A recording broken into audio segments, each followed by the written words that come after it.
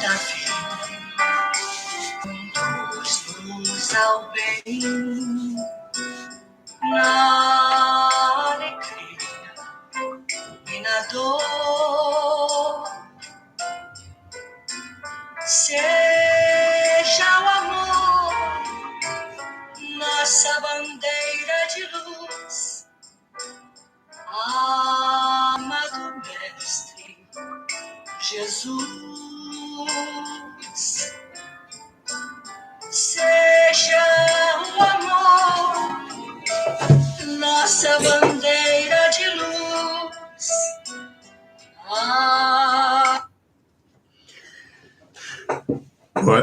Boa noite a todos. Vamos iniciar a nossa live fazendo uma reflexão, uma vibração ao mundo maior, para que nesse momento nos sintamos acolhidos por esse mestre carinhoso que é Jesus. Que a paz possa estar junto a nós. Que nesse momento nós possamos estarmos levando conteúdos de esperança, de renovação espiritual em nossas vidas. O tema que vamos falar hoje, nós vamos falar da justiça humana e da justiça divina. E para entrar nesse assunto, vamos dar uma passadazinha lá pela terceiro livro, a terceira parte do Livro dos Espíritos, que fala das leis morais da vida. Tem um ditado popular, que é do direito romano, que diz: não importa o quanto você suba, a lei estará sempre acima de você. Esse conjunto de leis, ele não atende somente ao direito romano, nem ao direito da terra. É o direito também divino.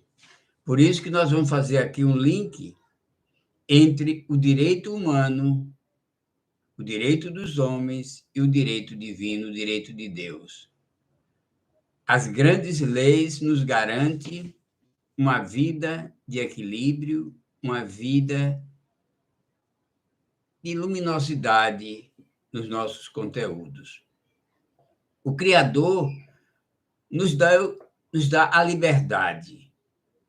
Ele nos dá a liberdade através do livre-arbítrio para que construamos a nossa caminhada na Terra, mas ele não vem com aquele item que muitos ainda apregoam na sociedade, o castigo de Deus.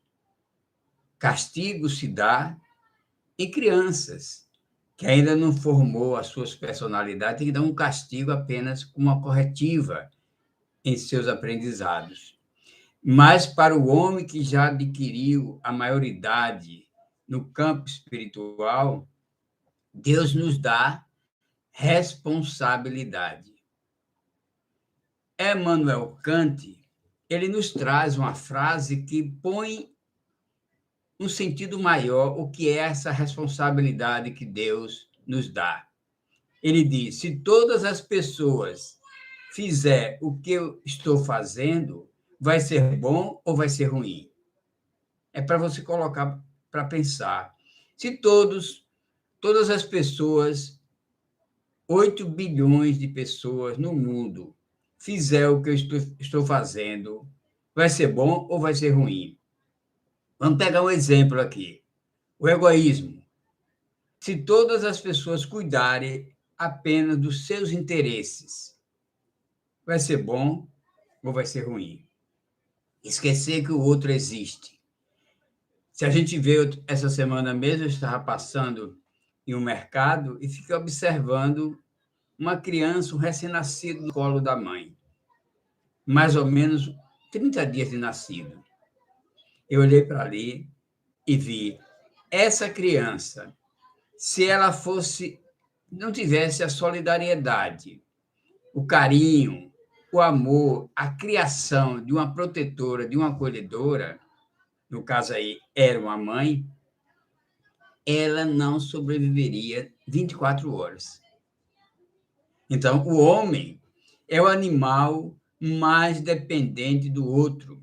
E isso não só na infância, não só no nascimento, mas a sociedade nos mostra que o homem depende do seu semelhante. E nós precisamos pensar nisso. O egoísmo é um mal que alimenta a alma do homem na Terra. Por outro lado, se a gente tivesse um mundo cheio de solidariedade, se todas as pessoas do mundo, se os 8 bilhões de pessoas do mundo fossem solidárias, como seria esse mundo? Um mundo pleno. É esse o pilar que a justiça nos mostra nesse tema de hoje. E quando a gente fala de justiça, a gente busca seguir alguns parâmetros que são fundamentais, alguns aspectos. E nós vamos começar aqui falando de 3 aspectos que são fundamentais para a justiça. E a gente começa por aqueles 3 aspectos que foram a bandeira da Revolução Francesa e da Revolução Americana também, em épocas atrás. E eles defendiam 3 itens: liberdade, igualdade e fraternidade. A gente sente que a liberdade é o caminho do futuro da humanidade. Ainda não temos essa liberdade, mas a gente precisa entender que a liberdade tem que ser feita não no sentido absoluto, mas no sentido relativo, porque o excesso de liberdade cria sofrimento, é uma falta. Nós temos que ter uma autonomia, mas essa autonomia ela é limitada, ela tem um disciplinamento nesse segmento da liberdade. Não se pode exceder em liberdade. O segundo item é a igualdade. Na igualdade, o grande filósofo Aristóteles, ele diz: a liberdade, a igualdade não deve ser uniforme. Por quê? As pessoas são diferentes e têm que ser tratadas de formas diferentes.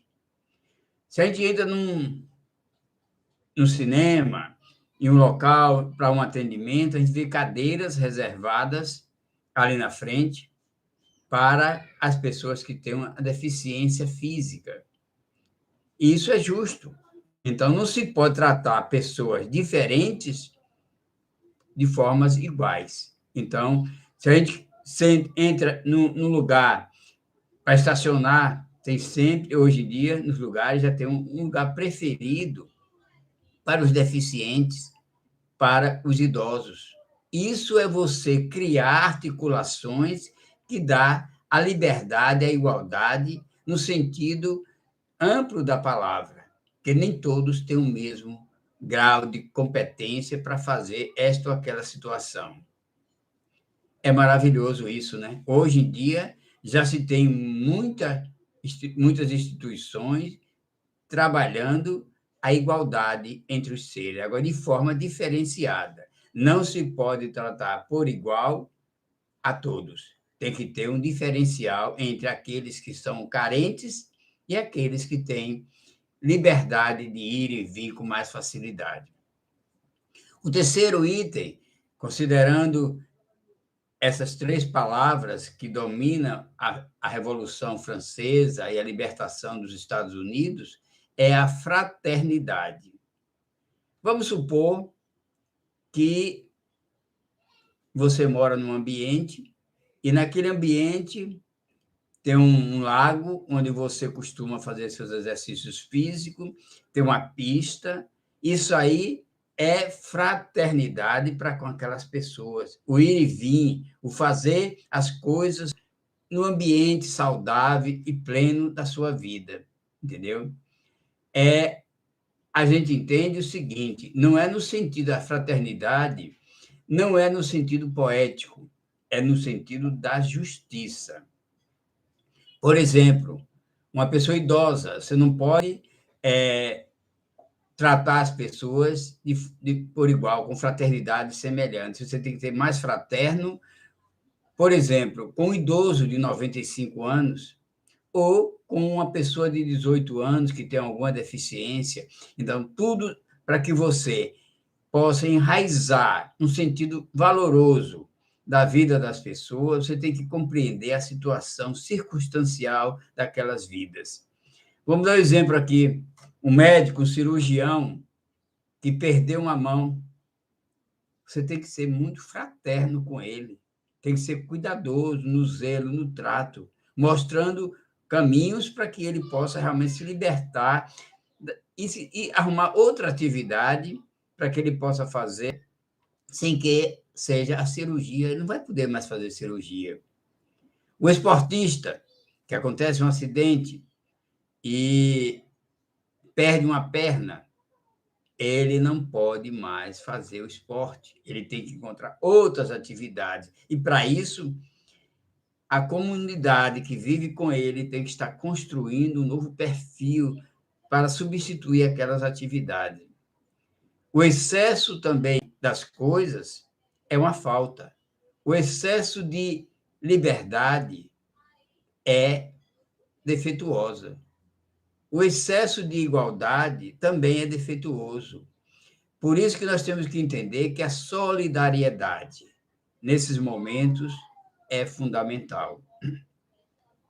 A justiça divina, nós agora vamos fazer um trampolizinho, ainda não vamos entrar na justiça divina, mas vamos fazer um quadro aqui, uma representatividade, um comparativo entre a justiça divina e a justiça humana. Quando alguém comete um assassinato, como a justiça humana o trata aquele criminoso? Ela faz o ressarcimento da pessoa que foi vítima? Não. O máximo que essa justiça da terra faz é os recursos que ela tem, infelizmente, e é só isso, é prender aquela pessoa, afastar aquela pessoa da sociedade para prevenir dela vir a fazer outros crimes prejudicando a sociedade. Um filho seu vem um embriagado, atropela seu filho, ele perde uma perna. A justiça vai repor a perna daquele seu filho? Não. A justiça humana, ela é limitada. E essa limitação passa por outros conceitos e até de negatividade, da justiça não ser cumprida como ela realmente deveria ser cumprida.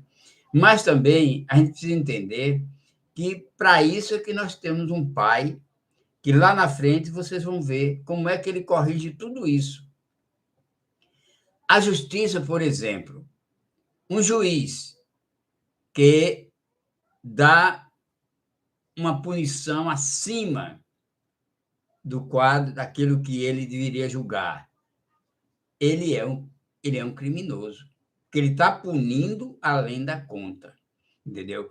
Um policial que age por conta própria, fora da lei, e pune com muito rigor aquela pessoa, muitas vezes, porque furtou 1 quilo de feijão, 1 quilo de açúcar em um supermercado, ele com muita violência, e já vimos até situações em que a polícia e os vigilantes agem com tanta truculência que acaba destruindo a vida dessas pessoas.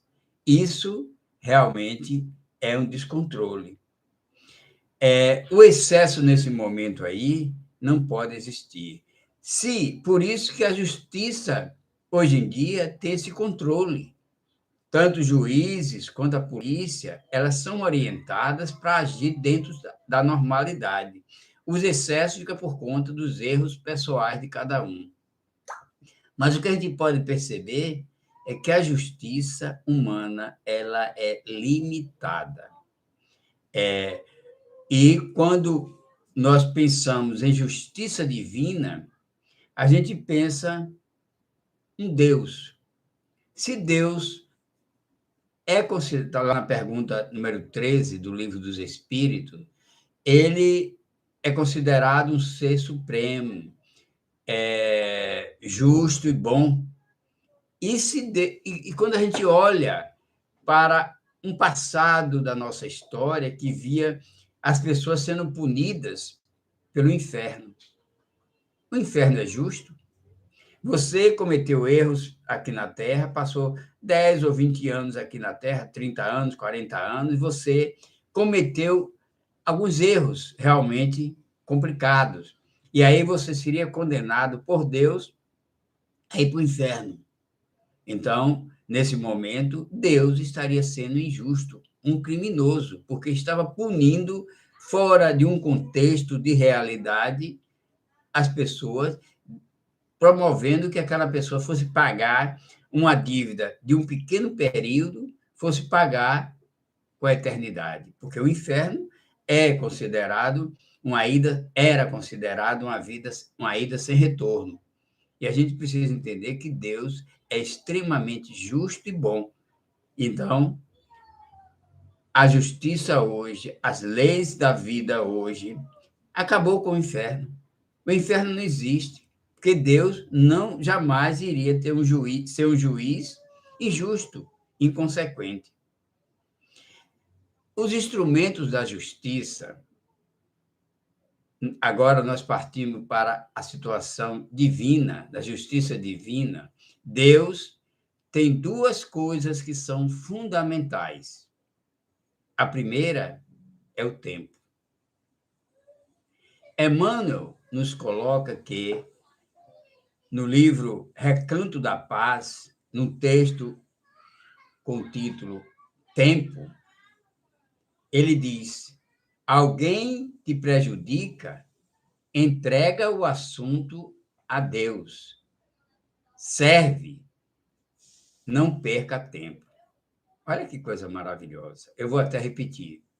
Alguém te prejudica, entrega o assunto a Deus. Serve, não perca tempo. É o perdão. Foi o que Cristo nos ensinou. E aí vemos também Humberto de Campos com a seguinte colocação: Deus utiliza o tempo, não a violência. Deus não vai punir ninguém com violência. As reparações são feitas sem violência. Toda imperfeição cometida aqui na Terra será trabalhada, será corrigida pelas reencarnações, pelo tempo, entendeu? Então, é nesse momento que todo defeito tem tempo de validade. Nenhum defeito se torna eterno na vida das pessoas. Então, todo defeito tem um tempo de validade. Vamos seguir em frente. Vemos ditadores, foram ditadores, todos os ditadores do passado e do presente ainda, tem muitos ditadores por aí. Como será a correção dele? Eles deixaram tudo no túmulo, no caixão. Com certeza, eles terão oportunidade de corrigir, porque Deus mostra caminhos. Deus não tem pressa. E a pressa de Deus é que ele sabe que todos os filhos dele serão um dia seres evoluídos. O tempo tem um papel fundamental na vida das pessoas. O tempo corrige, transforma. E é nesse sentido que a gente vê, quem conhece as obras de André Luiz, os romances de André Luiz, a gente viu que os benfeitores daquelas obras foram déspotas no passado. Não tinha nenhum santo. Todos eles vieram pelo processo da reforma íntima, da revolução, da evolução. É por isso que muita gente que não conhece essas leis divinas tem um pavor enorme da morte. Porque a morte não é assustadora. A morte é uma mudança de endereço. Nós nos transferimos do mundo material para o mundo espiritual. Não há por que a gente sentir que a morte é o fim, vamos para um lugar escuro, tenebroso, que é assustador. Lógico, se a pessoa for daquele nível muito inferior, tiver uma vibração muito negativa, quando morre, vai realmente conviver um pouco até se arrepender, até se libertar das maldades que estavam no seu coração. Elas terão que passar por momentos, zonas, que hoje é conhecida como zonas umbralinas. Agora eu tenho duas notícias importantes para vocês aqui agora. A primeira não é boa, é saber que todos nós vamos morrer. Não tem porquê a gente ficar se enganando, deixa eu trocar essa página aqui, a gente ficar se enganando que vamos viver aqui para sempre. E muita gente vive com tanta arrogância no mundo que esquece que vamos morrer. E tudo acaba no caixão, no cemitério. E não levamos nada. Muita gente fica preocupada em bens materiais, em riquezas, em cargos que ocupam aqui, mas, na verdade, nada disso a gente leva para lá. E a grande surpresa é que a morte não tem data marcada. Você pode estar jovem, você pode estar vivendo uma vida de euforia, de grandeza, de plenitude, de uma hora para outra a morte bate à sua porta e você não teve tempo para nada, não fez o bem, não cresceu espiritualmente, vai para o mundo espiritual com uma grande necessidade de retrabalhar aquele segmento da sua vida e voltar com algumas necessidades, com algumas carências que precisam ser trabalhadas para essa evolução. Ninguém fica sem essa necessidade. E quando a gente busca nesse encontro aqui, na vida social que a gente leva, na vida em comunidade, na vida em família, em vida em sociedade, quando a gente tem um comportamento ilibado, uma conduta fraterna, amiga e companheira, é isso que a gente leva para outra vida, entendeu? Agora, a boa notícia é que nós não morremos. Nós renascemos no mundo espiritual. E esse renascer é de uma grandeza tão grande, dependendo de como nós vivemos aqui na Terra. Porque a nossa construção do amanhã, o lugar onde a gente vai residir no mundo espiritual, depende muito das nossas afinidades com o nosso coração, com a nossa mente, sintonizada nessa energia positiva de luz e paz. Aqui nós vamos entrar agora no segundo processo que Deus tem para cuidar da reforma das pessoas no mundo e na Terra. É a reencarnação. Com a reencarnação, nós aprendemos que tudo se corrige. Todos os defeitos nossos serão corrigidos, todas as nossas inabilidades serão trabalhadas, porque é um processo lento, gradual e seguro. A reencarnação é a coisa mais segura. A reencarnação e o tempo são as coisas mais seguras que nós temos como processo evolutivo das nossas almas. E eu vou citar alguns exemplos aqui que mostram o papel da reencarnação. São 4 coisas que eu vou falar aqui que são fundamentais para a gente entender o papel da reencarnação. Uma mãe, essa história que me contou foi um juiz amigo meu, ele disse que recebeu para julgamento um preso que assaltou uma casa, roubou tudo naquela casa e, naquele momento, ele saiu, depois resolveu voltar. Olha que sangue frio, né? Ele resolveu voltar. A mãe, enquanto ele estava roubando, a mãe e o filho de 2 anos, enquanto ele estava roubando tudo ali, a mãe ficou lá encolhidinha no canto, não fez nada para aborrecer aquele marginal, e o marginal saiu, voltou, deu tiro, atirou na mãe e no filho, matou os 2.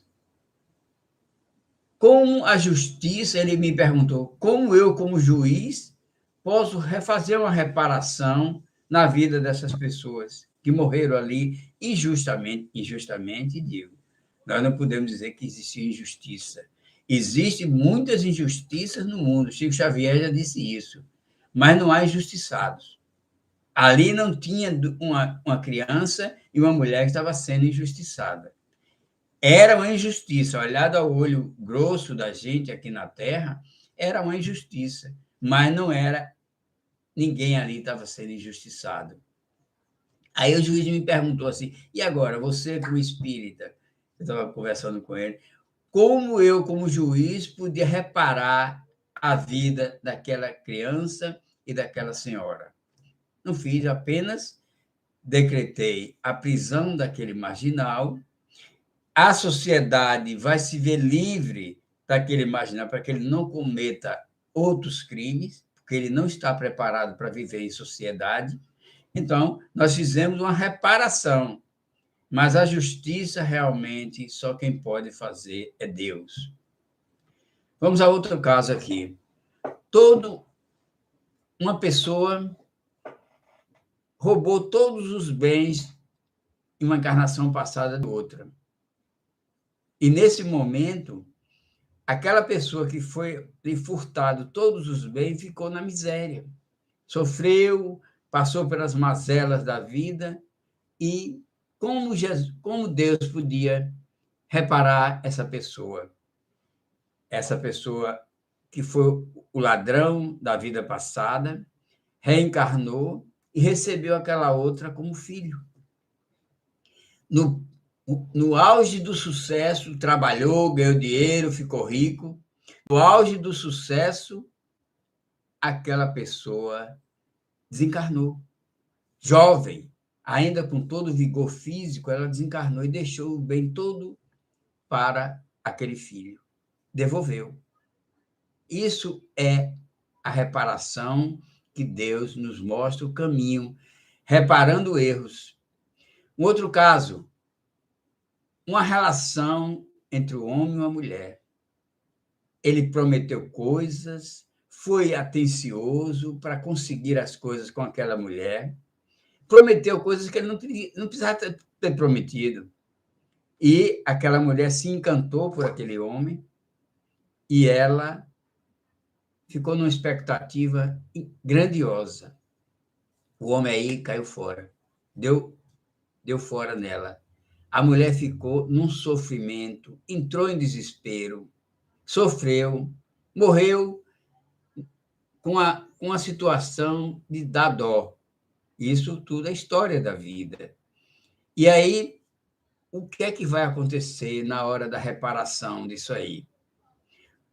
Aquele homem reencarnou e aquela mulher que foi a sua namorada, que foi enganada, ele recebe ela totalmente como filha, totalmente desequilibrada, totalmente fora de contexto da vida real.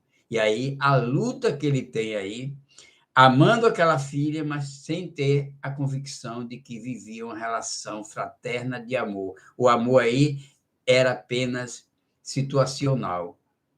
A menina que nasceu na casa dele, totalmente desconectada, totalmente fora da realidade.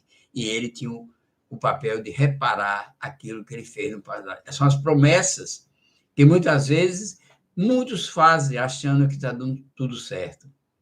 Na hora que sai do bem bom, deixa a pessoa abandonada, sofrida, e muitos não têm equilíbrio suficiente para tocar a sua vida em frente. São pessoas frágeis e, ao serem enganadas, elas entram em sofrimento profundo e não tem retorno. Aí a situação fica difícil para quem provocou aquela situação, entendeu? Outro caso, Chico Xavier nos conta um caso que aconteceu lá na época que ele atendia. Ele tinha um trabalhador que trabalhava com ele lá na sala mediúnica. Chegou para o trabalho, ele foi pedir desculpa a Chico, que ele não tinha condição de trabalhar naquele dia, porque tinham invadido o escritório dele, tinham levado tudo, o que não levou, destruiu, que ele estava ali destruído também com aquela situação. Então, Chico parou, pensou, abraçou aquele rapaz e disse: é bom devolver. O que significa isso? Que tudo que nós fazemos de errado, nós precisamos reparar, repensar, reparar os nossos erros. E aí ele estava devolvendo aquilo que ele tinha tirado daquela pessoa em vidas passadas. Nós temos um sentimento maior que nós nascemos não somente para reparar. A gente pode dizer, não, estou sofrendo, é um karma. Não. Nós nascemos para evoluir. Não devemos repetir erros. Não basta sofrer, é preciso evoluir, é preciso crescer. Muitas vezes, hoje, você está vivendo naquele momento mais grave da sua reencarnação. O que é que você tem que fazer? Muitas dores, muito sofrimento, muitas perdas, muita dor mesmo, muito profunda. O que é que você tem que fazer? Não entrar em desespero. Acreditar em Deus, se entregar a Deus e orar, porque na hora que a gente ora com segurança, com determinação, com harmonia e com equilíbrio, as nossas dores são minimizadas. É isso que a gente precisa fazer. Emmanuel tem uma frase muito bonita, quando ele diz assim, Deus em nós. Quando ele diz Deus em nós, é Deus dentro de nós. Quando ele fala Deus em nós, é que a gente tem que acreditar que Deus não está fora de nós. Deus está dentro de nós. Quando a gente acredita nisso, a gente se sente forte, a gente se sente acolhido, bem amparado. E ele complementa dizendo, o mal é limitado, o bem tem caráter divino. Olha que coisa maravilhosa. Quando a gente pensa que o mal está instalado em nós, não, ele passa. E tudo passa na vida. Agora, o bem tem um caráter divino.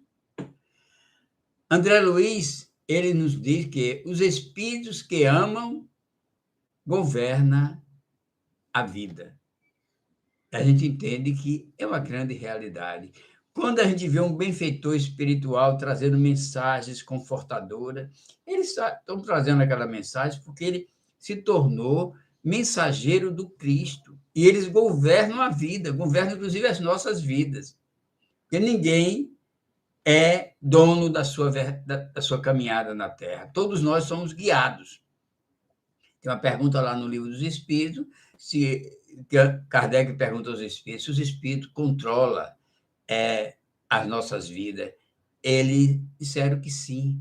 Eles dirigem as nossas vidas. Agora, quando a gente tem uma sintonia de qualidade, a gente tem um sentimento elevado em nossos corações, os bons espíritos é quem dirige as nossas vidas. Agora, quando nós temos um segmento de negatividade, de imperfeição, que precisam realmente serem modificados, até o momento que não se modificar, a gente, com certeza, vai ser dirigido por espíritos inferiores. Então, o mesmo direito que o bom tem de dirigir os bons, os maus têm direito de dirigir os que são maus aqui na Terra. Aí tem uma pergunta aqui que me fizeram, e vou trazer aqui para esse contexto, que diz assim, é possível termos alguém na família em que o relacionamento não tenha dívidas passadas a resgatar?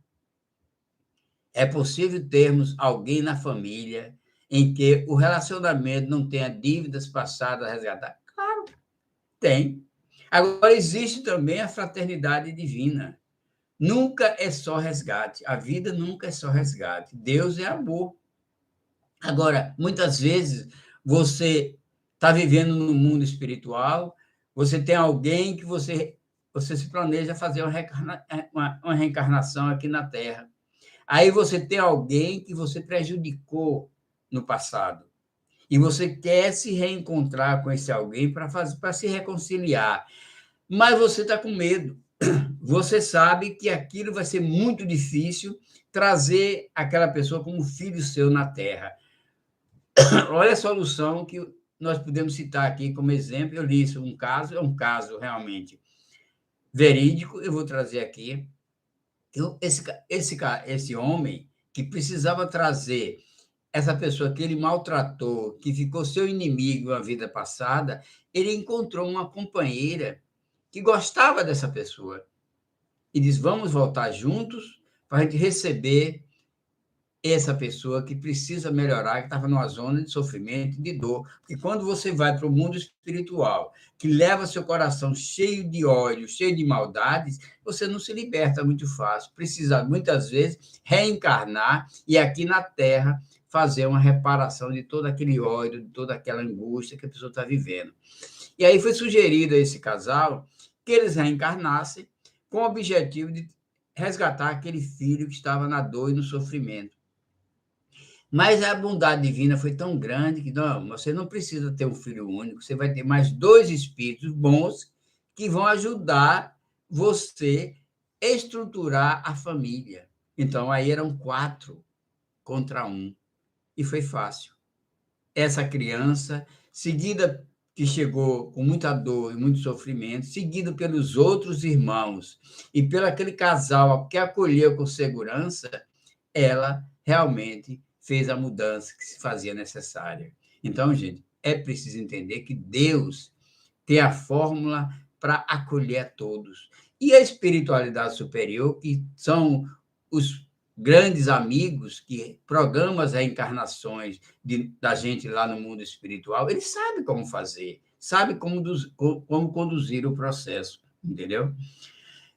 Outra coisa, aqui tem uma pergunta, uma coisa que Bezerra de Menezes colocou aqui, a respeito da reparação de erros. Ele diz aqui: quando a justiça divina bate em nossa porta e encontra-nos em ação do bem, manda a lei que o resgate seja suspenso. Olha, Deus tem o direito até de suspender as nossas dívidas, de acordo com o que nós estivermos fazendo, entendeu? Não existe necessidade de sofrimento, porque Deus não quer ver ninguém sofrendo. Se você já fez a sua regeneração, se você está encaminhado no caminho de luz, de paz, de serenidade em sua vida aqui na Terra, você já fez a sua regeneração, já fez a sua transformação. Os grandes débitos, muitas vezes, são postergados. Eu conheço a história, um romance mesmo, que a pessoa foi um grande endividado, ela desencarnou, foi para o mundo espiritual, achou que não tinha condição ainda de pagar a dívida, que era muito grande. O que foi que a espiritualidade sugeriu aí nesse momento? Vá, tenha uma reencarnação, seja sereno, cuide da família, cuide da sociedade, seja uma pessoa boa durante a última encarnação que você vai viver. Foi assim que aconteceu. Essa pessoa veio, cumpriu tudo rigorosamente, minimizou aquele sofrimento que ele tinha que passar, voltou em uma próxima encarnação e resgatou a dívida dele. Quer dizer, Deus sabe o que faz.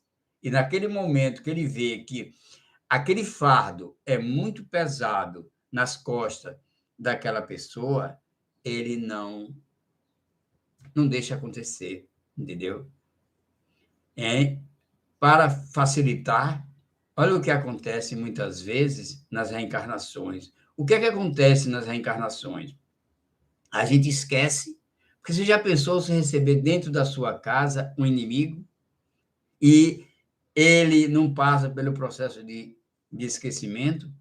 Aí a coisa vai ficar difícil no papel de transformação daquela pessoa que era seu inimigo. Então, o que é que Deus faz? Ele faz que você esqueça e vem a criança. Olha aí, a maravilha da reencarnação, dando oportunidade a você trilhar um caminho através do exemplo, do carinho, do respeito, você transformar aquela alma que vinha rebelde para obter lucros diante de você na maldade, no sofrimento.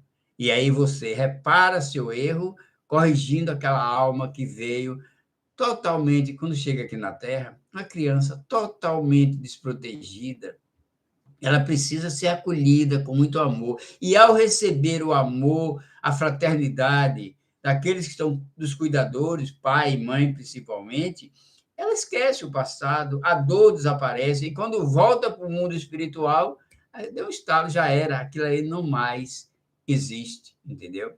Então, Deus pode mudar tudo. Não existe um resgate padrão. Os resgates são feitos de acordo com a rebeldia, a necessidade de cada espírito. Você pode muito bem ter cometido erros gravíssimos em uma vida, mas fez a sua transformação, fez a sua reforma íntima, já está seguindo um caminho de paz. Para que mais a punição? Deus não quer ver seus filhos sofrer na terra, entendeu? Decidir por você não faz Deus o caminho de cada um. Porque muitas vezes a gente pede assim, Deus, cuida de mim, me livra dessa situação. Deus não vai livrar ninguém de situação. Deus confia no seu filho, ele sabe que você pode crescer, evoluir e corrigir as suas distorções da vida. Ele não vai botar você nas costas e carregar você, porque sabe que você precisa evoluir. Então, é preciso entender que hoje você pode estar sorrindo de coisas feias que você sofreu no passado. Quantas vezes aconteceram coisas ruins conosco no passado e a gente sofreu muito. Um momento aí.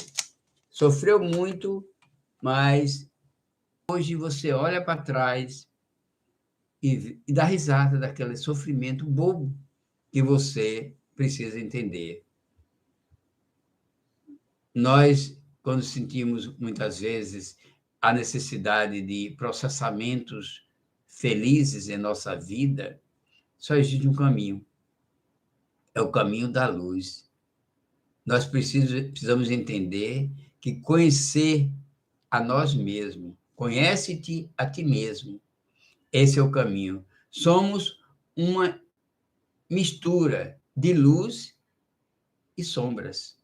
Quando a gente entende que nós temos defeitos e que esses defeitos precisam ser corrigidos, a gente entende que o nosso projeto de vida precisa ser trabalhado, precisa ser modificado.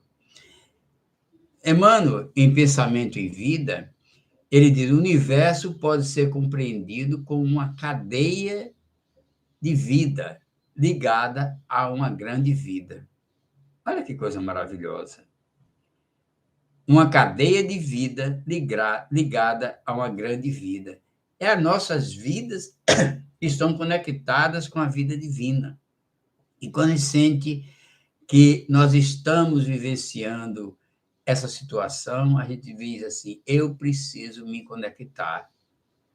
Nós precisamos viver realidades. Muitas vezes as pessoas vivem realidades e mesmo em ambiente, a gente vive realidades diferentes. Muitas vezes, você está numa praia, dá um exemplo aqui, você está numa praia, você está melancólico, triste, infeliz, sentado ali na beira do mar, mas o ambiente é bucólico, é de plenitude, mas você está internamente, o exterior é bonito, é maravilhoso, o mar, a onda do mar, o frescor, a aragem do mar que traz para você é maravilhoso, mas você está com o coração sofrido, angustiado. Então, é tudo sentimento interno. E você precisa entender que, muitas vezes, a gente está num ambiente também de muita tristeza. Dá um exemplo aqui, um velório.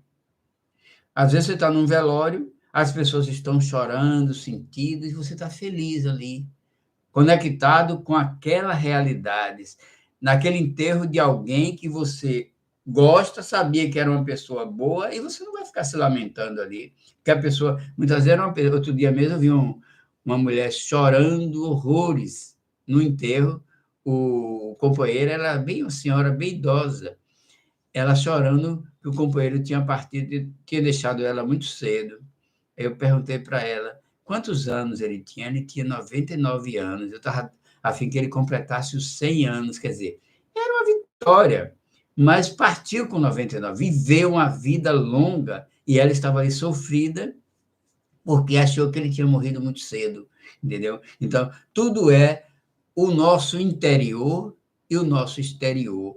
As pessoas no enterro podem estar infelizes, enquanto outras ali podem estar felizes, contente, porque sabe que aquela pessoa está indo para um mundo de paz, um mundo de harmonia, um mundo de equilíbrio. Então, uma necessidade que a gente tem de repensar a vida, de construir um futuro de paz em nossa caminhada e trazer para nós esse momento de harmonia, de serenidade. A vida é bela, mas a construção dessa vida, da felicidade que nós vamos vivenciar, depende exclusivamente de como a gente vive essa vida, amando, respeitando, compartilhando as coisas boas da vida, porque é isso que nós temos que levar.